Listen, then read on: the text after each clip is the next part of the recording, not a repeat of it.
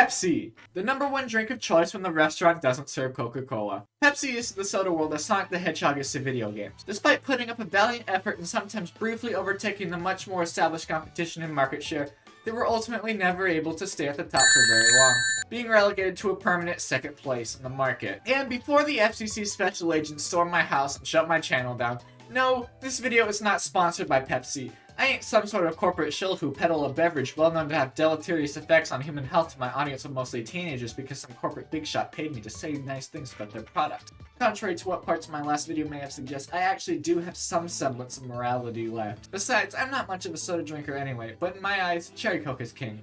No contest. Actually, I take it back. I love Pepsi. Pepsi executives, if you're watching this, I'll say anything you want if you'll pay for my college tuition. My morals can be waived for the sake of pursuing higher education. Oh man, that's making my teeth feel weird. Crimson Ender is a corporate shill! But enough corporate bootlicking. Let's talk about the time Pepsi f***ed up so badly it led to the deaths of 5 people and mass unrest in the Philippines. In the 1980s and 90s, the cola wars between Pepsi and Coke were in full swing, each going to great lengths to one-up the others. Hell, Coke was so scared of being overtaken by Pepsi that in 1985 they stopped making their flagship product that made them so successful and replaced it with their objectively inferior version. Both companies launched aggressive advertising campaigns in an attempt to prove to the American people why their sugary carbonated cancer water is better than the competitors. Some of these, like Coca-Cola's Magic Can promotion, proved themselves to be spectacular failures leading to their premature cancellation, while others, like Pepsi stuff, were so successful as to be continued to this day. But there was one marketing move that failed so catastrophically that it galvanized an entire nation to rise up against the soda giant. In 1992, Pepsi rolled out a promotion called Number Fever in the Philippines. Random 3-digit numbers were printed on the bottoms of Pepsi bottle caps, and every night on the news, the winning numbers for the day would be announced. The grand prize was 1 million Filipino pesos, roughly equivalent to $40,000 US, or adjusting for inflation, $68,000 in 2021 money.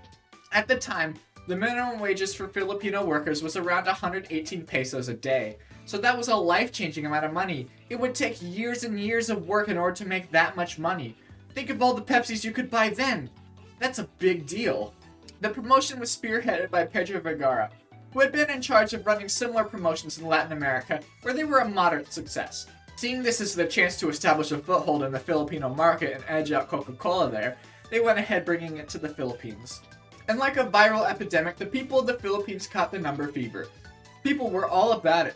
Pepsi's market share and revenue jumped considerably, and a maid was even arrested for stealing her employer's winning cap. People even created counterfeit bottle caps with winning numbers on them. But, like any fever, there's a chance of complications, and that's exactly what happened. On the night of May 25th, 1992, the Channel 2 News announced the day's winning number, 349. After scavenging through their Pepsi caps, thousands of Filipinos rejoiced as they had become millionaires, or so they thought. The next morning, Pepsi facilities were overrun by people hoping to claim their prize, only to find out that there was some sort of mistake. You see, Pepsi accidentally ended up printing that winning number, 349, on not just one winning cap, but hundreds of thousands. And like somebody who accidentally uploads a nude selfie instead of their English homework into Canvas, Pepsi only realized what a terrible mistake they had made when it was too late to do anything about it. Boy, I sure do hope somebody got fired for that blunder. In a vain attempt to save face and maintain some sort of good standing with the hundreds of thousands of people they had made believe they were millionaires, Pepsi's offered the equivalent of $18 in goodwill payments, which, as you might guess, did not appease the people one bit. And like Philadelphia Eagles fans after their team wins the Super Bowl, they took to the streets and started rioting. Mass hysteria broke out in the streets as people demanded that Pepsi pay up. Pepsi trucks were overturned and burned in the streets. Disgruntled customers, led by a man named Vicente Del Fierro Jr., formed a consumer advocacy group called Alliance 349 to take on Pepsi. Vicente's daughter was one of those who had gotten a 349 cap. Interesting enough, Del Fierro received support from Jesus King Celdran, the CEO of Coca-Cola's operations in the Philippines, receiving tens of thousands of pesos as startup money. Del Fierro committed to take the fight all the way to Pepsi's executives in New York, holding rallies outside of Pepsi plants and retaining lawyers. This is where the video stops being funny, even if it was in the first place. Pepsi employees had to walk around with bodyguards. The most international workers were removed from the country, leaving relatively few to face the rage of an entire nation. These protests dragged on for weeks and months. thousands of people suing Pepsi over the whole fiasco. The protest devolved into violence. Grenades and Molotov cocktails being hurled at Pepsi plants and trucks, drivers being forced to put out the flames with bottles of 7-Up. Somewhere between 32 and 37 trucks were burned, stoned, or otherwise vandalized. 3 Pepsi employees were killed in a grenade attack against a warehouse, while another mother and child died in the streets of Manila amidst the violence. But it gets crazier. In December 1993, a police officer made a report that the worst of the violence wasn't caused by disgruntled customers, but were deliberate acts of self-sabotage by Pepsi in order to discredit Alliance 349, by painting them as violent provocateurs. The officer who made this allegation was the chief of the Organized Crime Division of the Philippines National Bureau of Investigation. The allegation was based on testimony by a Pepsi security guard that Pepsi had hired 3 mercenaries to deliberately attack and destroy Pepsi's own property in order to get Alliance 349 to be branded as terrorists. Their hope being that once the public's rage turned away from Pepsi and towards Alliance 349, those involved would settle cheaply out of court. Now, isn't that a plot twist? Of course. That series of events is disputed by Pepsi and by the higher-ups of the National Bureau of Investigation. But you never know. Some less corroborated theories even say it was rival soda companies that took part in the violence, but that's far from confirmed. Pepsi Number Fever was an inside job, confirmed!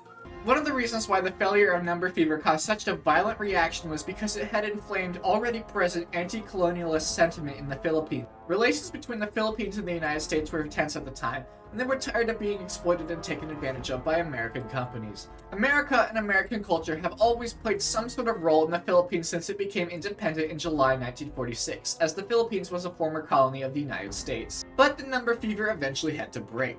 A great number of lawsuits were either settled or dismissed, and in 2006, a case was appealed to the Supreme Court that ruled that Pepsi was no longer liable for the damages caused from the Number Fever promotion, thereby, after 14 long years of litigation, putting the matter to rest. Everybody makes mistakes, but at the very least you should take comfort in knowing that the cringe memories that keep you up at night didn't lead to an entire country exploding into violent unrest and the deaths of 5 people. Unless your name is Pedro Vergara. Then you it up big time, buddy. What do you have to say for yourself? Thanks for watching.